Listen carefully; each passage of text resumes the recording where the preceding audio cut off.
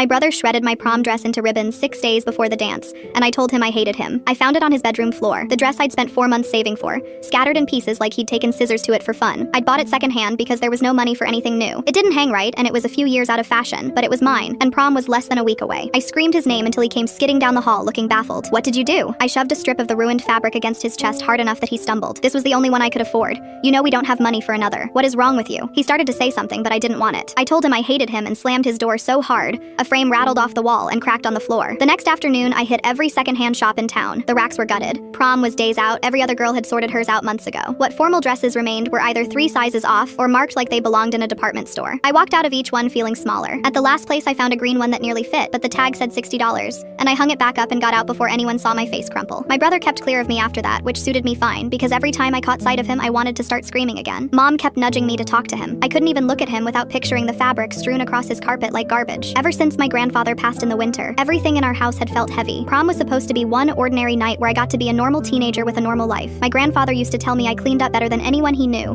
that I deserved one night to feel like somebody. I just wanted a few hours to dance with my friends and forget that we never had enough and that he was gone, and that things rarely went right for us. Now even that was wrecked, and by my own brother. I started sitting in my closet, staring at a photo I'd torn from a catalog years earlier and taped to the wall. An elegant dress with this fine beadwork along the bodice that I knew I'd never touch in 10 lifetimes. Looking at it used to make me hopeful. Now it just listed everything out of reach. I used to imagine my grandfather seeing me in something like that and getting choked up the way he did. That was never going to happen now. 3 days out, I told my friends I wasn't coming. They offered to lend me things, but nothing fit, and I was so tired of being the one who always needed rescuing. The night of prom, I sat on my bed in old sweatpants, scrolling through everyone's getting ready photos and fighting not to cry. They looked radiant. I felt like nobody. Around 6, a knock. I ignored it. Another, gentler, then his voice. Please, I need to show you something. I almost told him to leave, but something in how he said it pulled me off the bed. I yanked the door open. He was holding a garment bag. When he unzipped it, I forgot how to breathe. It was the dress from the catalog page, the exact one taped in my closet, except it had been built from the fabric of my destroyed thrift store find, reshaped entirely. Along the bodice ran delicate beadwork I recognized instantly. Is that? I started. Grandpa's, he said quietly. The trim off his old vest, the one Grandma kept in the cedar chest. I found it in the attic. He shifted on his feet. I cut the first dress apart because I couldn't make it work as it was. I panicked when you found the pieces and I didn't know how to explain without ruining it. I stayed up every night teaching myself off videos. Thread costs money, so I skipped lunch for a while. He looked down. Grandpa would have wanted to see you have your night. I pulled him into a hug so tight he wheezed. For about 3 seconds he hugged me back. Then he pried himself loose and said, okay, that's enough. You're going to get tears all over the beading. I made it to prom that night, and when I walked in, I swear I could feel my grandfather somewhere, getting choked up the way he always did.